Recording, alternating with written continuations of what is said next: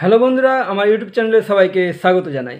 আজকের ভিডিওতে আমরা সরল সুদ অর্থাৎ সিম্পল ইন্টারেস্ট এই চ্যাপ্টার থেকে অঙ্কগুলো শিখব।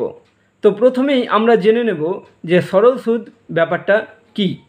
তো দেখো, ধরো তুমি ব্যাংকে 500 টাকা জমা রাখলে, তারপর 1 বছর পর তুমি দেখছো যে তোমার অ্যাকাউন্টে 540 টাকা হয়েছে। তো তাহলে দেখো, 500 থেকে 540 অর্থাৎ কি 40 টাকা তুমি কিন্তু তোমার অ্যাকাউন্টে বেশি হয়েছে। তো এই টাকাটা কোথা থেকে পেলে? এই টাকাটা তোমাকে কিন্তু ব্যাংক সুদ হিসাবে দিয়েছে, আর এটাই হলো কি সরল সুদ। তো দেখো, সরল সুদ নির্ণয়ের কিছু ফর্মুলা আমরা সরল সুদ নির্ণয়ের যে ফর্মুলা আছে সেইটা আমরা জেনে নিই। প্রথমে দেখো, সরল সুদ আই সমান কি PTR বাই 100। এখানে পিটা কি? পিটা হচ্ছে আসল, টিটা হচ্ছে সময়, সময় যেটা কি বছরে, এবং আর হচ্ছে সরল সুদের হার। এখান থেকে আমরা কি বার করতে পারবো? পি, যেমন আই সমান কি PTR বাই 100, এখান থেকে তাহলে আমরা পি বার করতে পারবো, টি বার করতে পারবো, আরও বার করতে পারবো। আমরা বের করাটা দেখে নিচ্ছি।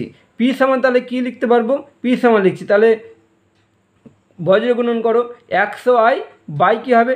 TR। বোঝা গেল? এই যে 100 ইন্টু আই 100I, আর এখানে পিটা রেখে দিয়েছি, থাকছে কত? TR। TR দিয়ে তাহলে ভাগ হয়ে গেল। একই রকমভাবে টি সমান কি লিখতে পারবো? টি সমান লিখতে পারবো 100I বাই কি PR। ঠিক আছে, তারপর দেখো আর সমান কি লিখতে পারবো? তাহলে দেখো একই রকম 100I বাই কি PT, 100I বাই PT।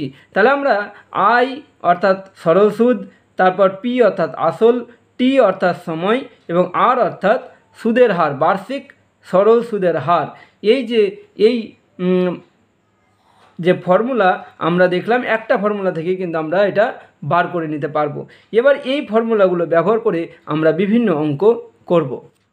দেখো, যেরকম প্রশ্ন এসে থাকে পরীক্ষায়, এই প্রশ্নটি দেখো, বার্ষিক 8% হার সরল সুদে পি টাকার টি বছরের সুদ আই টাকা হলে 4টি অপশান রয়েছে। আই ইকুয়াল টু PRT, তারপর বি অপশানে PTR আই ইকুয়াল টু 100, তারপর সি অপশানে PTR equal to 100I, D অপশানে কোনোটি নয়। তো আমরা এটাকে কি করব? আমরা যে ফর্মুলা জানি, দেখো, বার্ষিক 8% হার সরল সুদ, আর পি টাকা অর্থাৎ আসলে এটা, টি বছরের সুদ আই, তাহলে কোনটা হবে?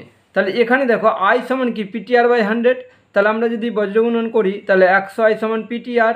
তো এখানে দেখো অপশান সিতে দেখতে পাচ্ছি যে PTR সমান 100I, তাই সঠিক উত্তর হয়ে যাবে কি PTR সমান 100I।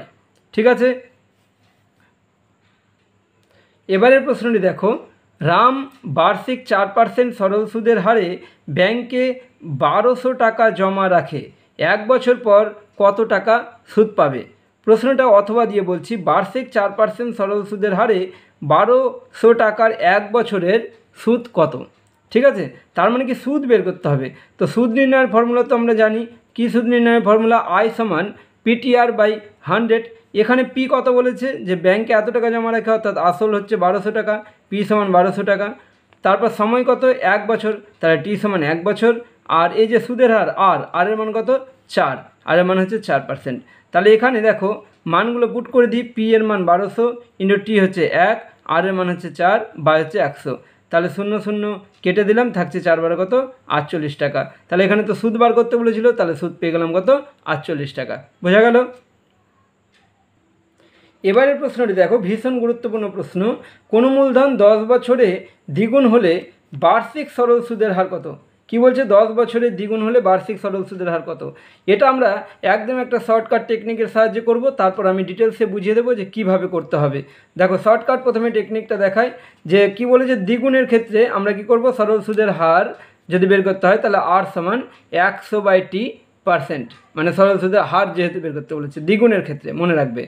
তাহলে 100, টিটা কত বলছে? কোনো মূলধন 10 বছরে, তাহলে টি এর মান বসিয়ে দিলাম কত? 10। তাহলে 100/10 হচ্ছে 10%, তাহলে সরল সুদের হার হয়ে গেল 10%। দেখো, উত্তর হবে অপশান বি। এটা হচ্ছে শর্টকাট ফর্মুলা। কখন? যে দ্বিগুণ হলে সরল সুদের হার কত সময় বলে দিচ্ছে। ঠিক আছে, তাহলে সরল সুদের হার কত সেটা কিন্তু আমরা এই ফর্মুলার সাহায্যে বের করতে পারবো।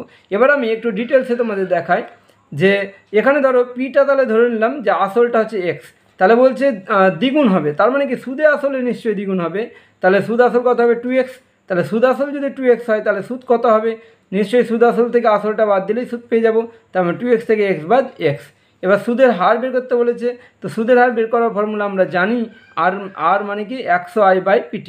তাহলে 100 থাকলো, i মানে কি, এই যে i মানে সুদ হচ্ছে x, আর p মানে কত, p মানে x, আর t মানে কত, t মানে তো বলেছিল 10 বছর, তাহলে 10। তো এখানে কাটাকাটি করছি, এক্স এক্স কাটা, শূন্য শূন্য কাটা, হচ্ছে 10%। বোঝা গেল? এইভাবে এই অঙ্কগুলি। যদি ভিডিও ভালো লাগে তাহলে অবশ্যই কমেন্ট করে জানাবে কেমন লাগলো ভিডিওটি। এখনকার মতো এই পর্যন্তই, দেখা হচ্ছে পরবর্তী ভিডিওতে। Thank you so much.